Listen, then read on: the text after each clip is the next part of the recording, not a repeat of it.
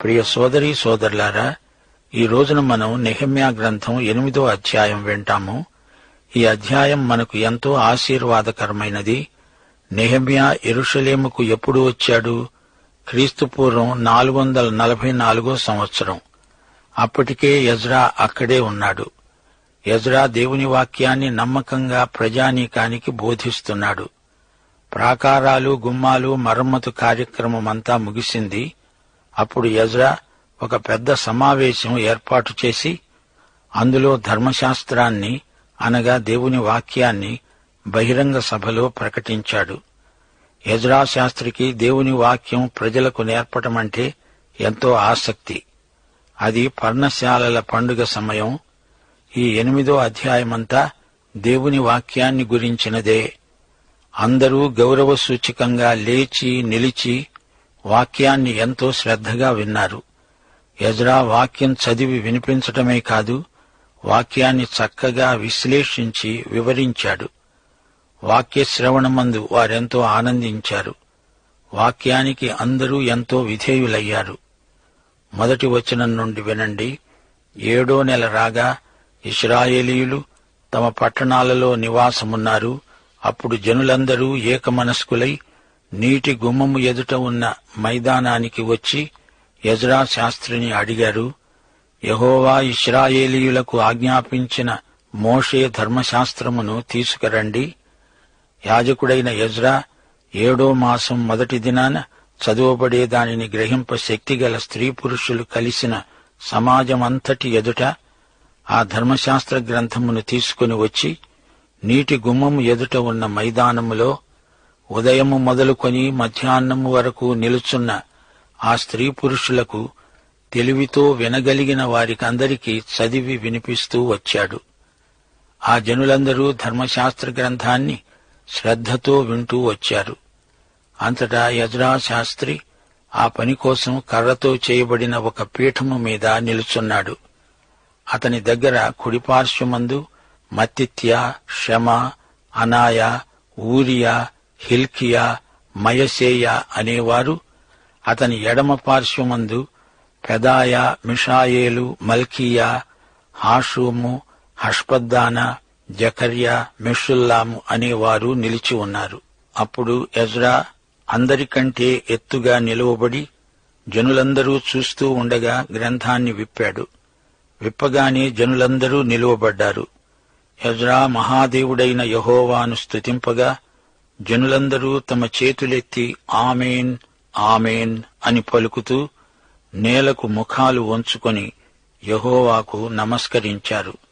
జనులు ఇలాగు నిలువబడుతూ ఉండగా యేషూవా, బానీ, షేరేబ్యా, యామీను, అక్కూలు, షబ్బెతై, హోదీయా, మయసేయ, కెలీటా, అజర్యా, యోజాబాదు, హానాను, పెలాయా, లేవీయులు ధర్మశాస్త్రము యొక్క తాత్పర్యాన్ని తెలియచెప్పారు. ఇలాగే వారు దేవుని గ్రంథమును స్పష్టముగా చదివి వినిపించి జనులు బాగా గ్రహించేటట్లు దానికి అర్థం చెప్పారు. శ్రోతలు వింటున్నారా?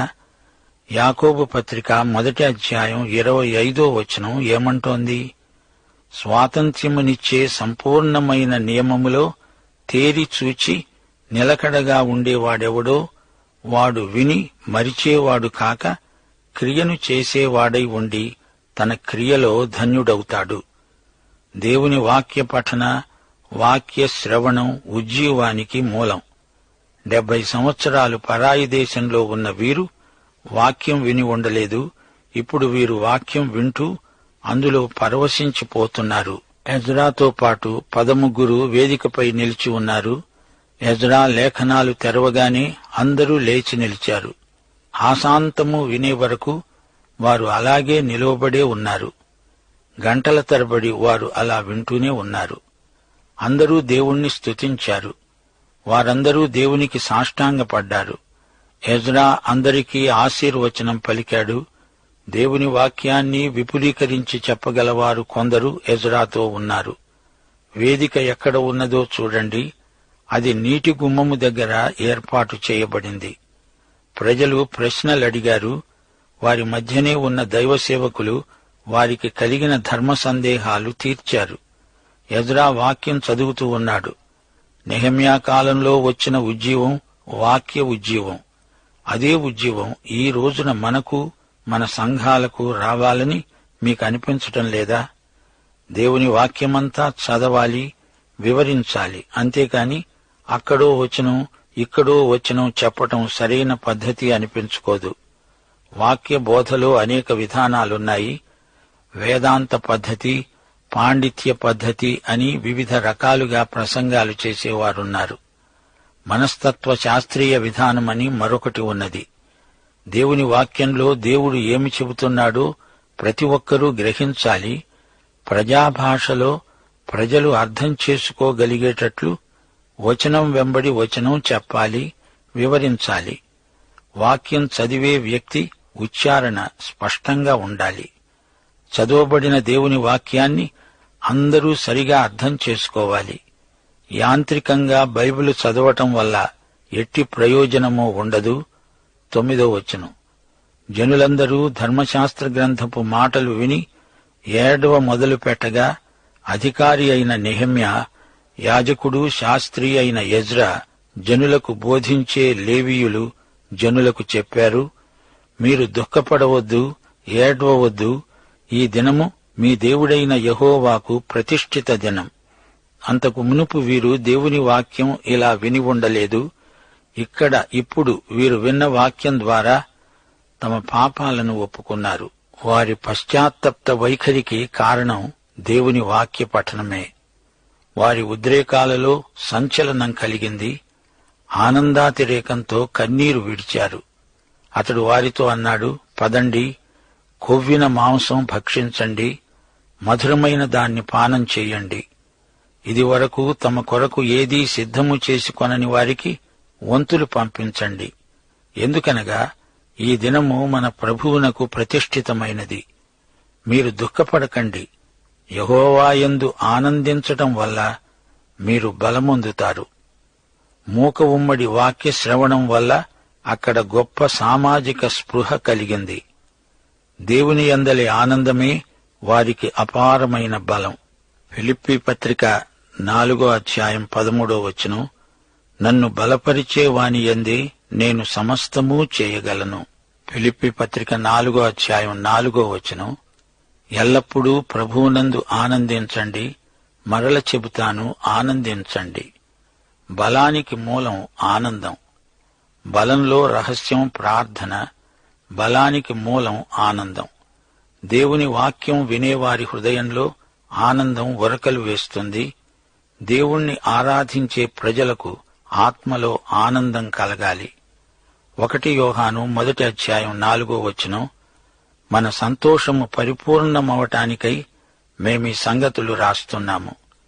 దేవుని వాక్యం ఇప్పుడు ఇక్కడే మీ హృదయంలో ఆనందాన్ని నింపటం లేదా?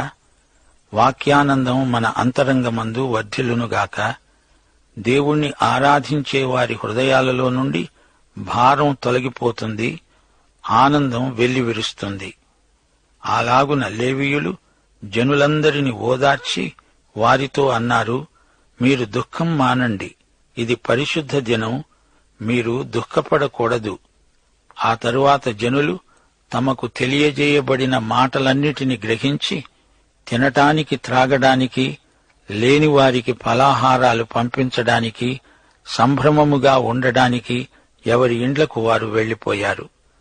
నిరాశా నిస్పృహలతో కృంగిపోయిన వారు, కుటుంబ సమస్యలతో తలమునకలైన వారు, కక్షా కార్పణ్యాలతో హృదయం చేదెక్కిన వారు దేవుని వాక్యం ద్వారా ఎంతో మేలు పొందగలరు. 2వ దినమందు జనులందరి పెద్దలలో ప్రధానులైన వారు, యాజకులు, లేవీయులు ధర్మశాస్త్ర గ్రంథపు మాటలను వినాలని ఎజ్రా శాస్త్రి వద్దకు కూడి వచ్చారు. వీరికి వాక్యమందు ఎన్నో ధర్మ సందేహాలు కలిగాయి. వాటిని తీర్చుకునేందుకు అందరూ ఎజ్రా దగ్గరికి వచ్చారు. వాక్యంలోని రుచి ఎరిగిన వారు తిరిగి తిరిగి వాక్యం వినడానికి వస్తారు. నెహెమ్యా 8వ అధ్యాయం 14 నుండి 16వ వచనం వరకు, యెహోవా మోషేకు దయచేసిన గ్రంథములో చూడగా 7వ మాసపు ఉత్సవకాలమందు ఇశ్రాయేలీయుల పర్ణశాలలో నివాసము చెయ్యాలని రాయబడి ఉండటం కనుగొన్నారు. వారు తమ పట్టణములన్నిటిలో యెరూషలేములో ప్రకటన చేసి తెలియచేయవలసినదేమనగా, మీరు పర్వతానికి పోయి ఆలివు చెట్ల కొమ్మలను, అడవి ఆలివు చెట్ల కొమ్మలను, గొంజి చెట్ల కొమ్మలను, ఈత చెట్ల కొమ్మలను, గుబురు గల వేరువేరు చెట్ల కొమ్మలను తెచ్చి వ్రాయబడినట్లుగా పర్ణశాలలు కట్టాలి. ఆ ప్రకారమే జనులు పోయి కొమ్మలను తెచ్చి జనులందరూ తమ తమ ఇండ్ల మీద, తమ లోగిళ్లలో, దేవమందిరపు ఆవరణములో, నీటి గుమ్మపు వీధిలో, ఎఫ్రాయిము గుమ్మపు వీధిలో పర్ణశాలలు కట్టుకున్నారు. ఇది పర్ణశాలల పండుగ. ఈజిప్టు నుండి ఇశ్రాయేలీయులు కానానుకు ప్రయాణం చేసేటప్పుడు దేవుడు తన ప్రజలను ఏ విధంగా కాపాడింది పర్ణశాలలు జ్ఞాపకం చేస్తాయి. నెహెమ్యా కాలంలో ప్రజలు ధర్మశాస్త్రం విని ఆ ప్రకారం చేయడానికి ఎంతో ప్రయాసపడ్డారు. వీరు ఎజ్రా చదువుతూ ఉంటే సావధానంగా వాక్యం విని విధేయులై ఆ ప్రకారం చేయాలనే కోరికను వ్యక్తం చేశారు. బైబిలు ఈ రోజున ఎవరైనా చదవవచ్చు, ఆనందించవచ్చు. నీవు చదివిన దాన్ని అమలుపరచకపోతే నీ ఆనందమంతా ఒక్క త్రుటిలో అంతరించిపోగలదు. దేవుని వాక్యమే మన విశ్వాస ప్రమాణం. బైబిలు పఠన ఉజ్జీవం ఎలాంటి సత్ఫలితాలనిచ్చిందో వచ్చే పాఠంలో మీరు వింటారు.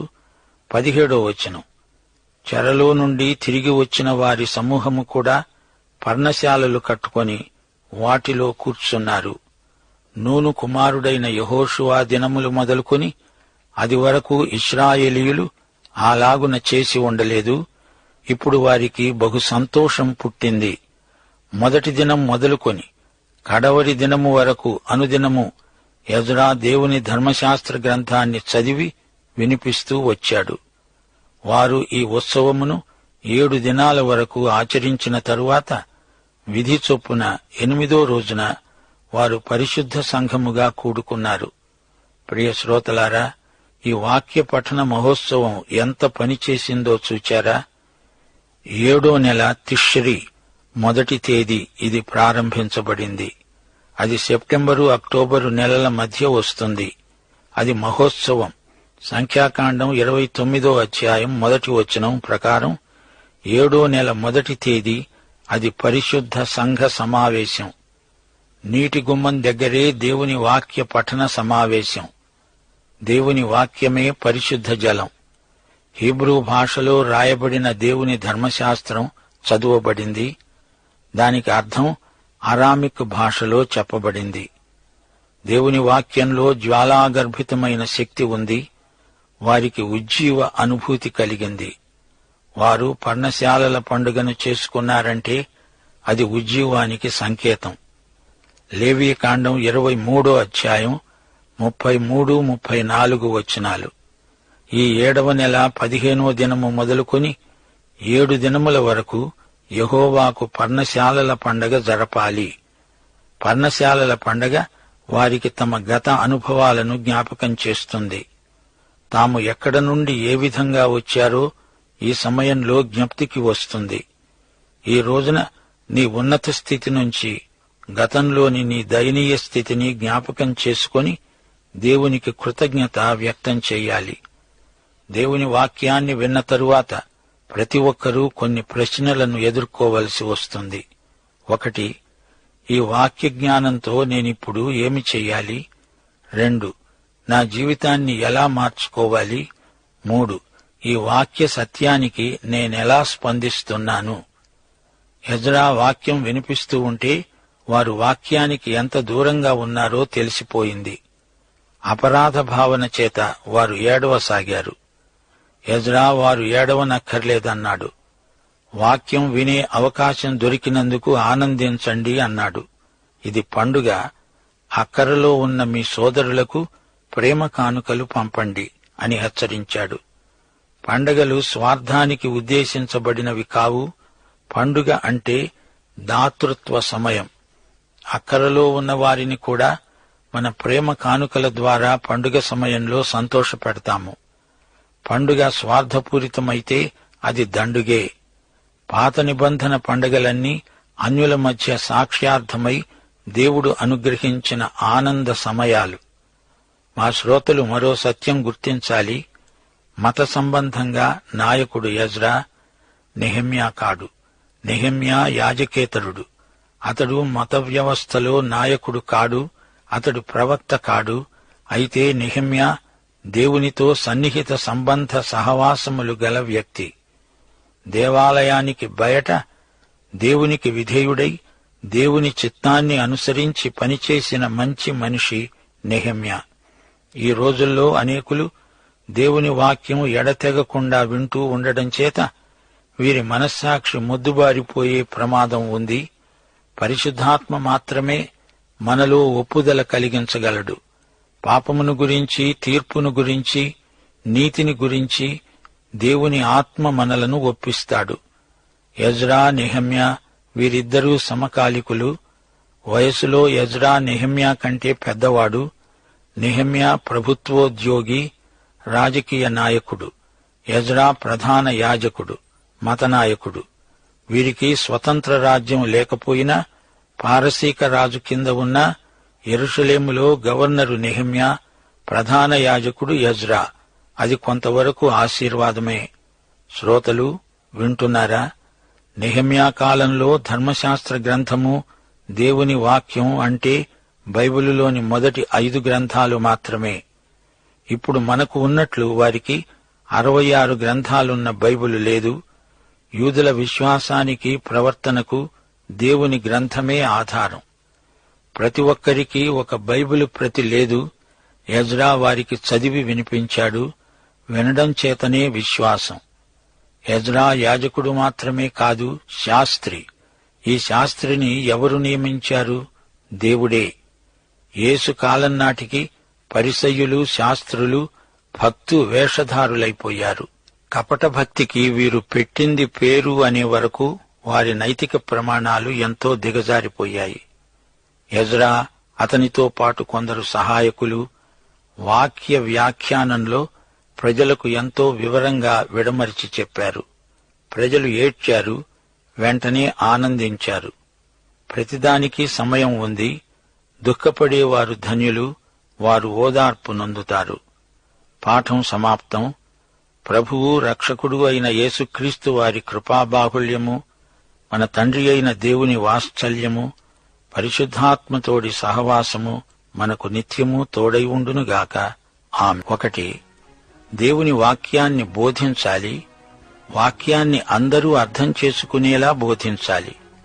వాక్య ప్రమాణానికి ప్రజలు ఎదగాలి. ఎజ్రా వాక్యం చెబుతుంటే లేవీయులు ప్రజల ధర్మ సందేహాలు తీర్చారు. మనకి రోజున వాక్య ఉజ్జీవం రావాలి. 2. హృదయము నిండి ఉన్న దాన్ని బట్టి నోరు మాట్లాడుతుంది. వాక్యం నీ హృదయం నిండా ఉంటే, దాన్నే నీ నోరు మాట్లాడితే అదే నీ విశ్వాస ప్రమాణమవుతుంది. విశ్వాసంతో నీవు పలికిన దేవవాక్కు దేవుడు పలికినట్లే కార్యసాధకమవుతుంది. ఎజ్రా చదివిన వాక్యం ప్రజల ప్రవర్తనను కడిగింది. వినటం చేత వారికి విశ్వాసం కలిగింది. 3. దేవుని వాక్యం పర్ణశాలల పండుగను వారి పట్ల ఎంతో అర్థవంతం చేసింది. పండుగ అంటే ఎవరికి వారే తిని త్రాగి సంతోషించటం కాదు, అక్కరలో ఉన్న వారికి ఇచ్చి వారిని కూడా సంతోషపెట్టటమే అసలైన పండుగ. 4. దేవుని వాక్యం వింటే చాలదు, ఆ ప్రకారం చెయ్యాలి. విన్న ప్రకారం చెయ్యకపోతే విన్నదంతా వృధా అయిపోతుంది. వాక్యం అద్దం. వాక్యమనే అద్దంలోకి ఎడతెగక తేరి చూస్తూ ఉండాలి. 5. పర్ణశాలల పండుగ యూదులకు వెనకటి చరిత్రను జ్ఞాపకం చేస్తుంది. ఈజిప్టు నుండి తిరిగి వచ్చేటప్పుడు వారు గుడారాలలో జీవించారు. మనం ఏ బండ నుండి చెక్కబడ్డామో అడపాదడపా జ్ఞాపకం చేసుకుంటూ ఉండాలి. ఇవి నేటి పాఠంలోని ముఖ్యాంశాలు.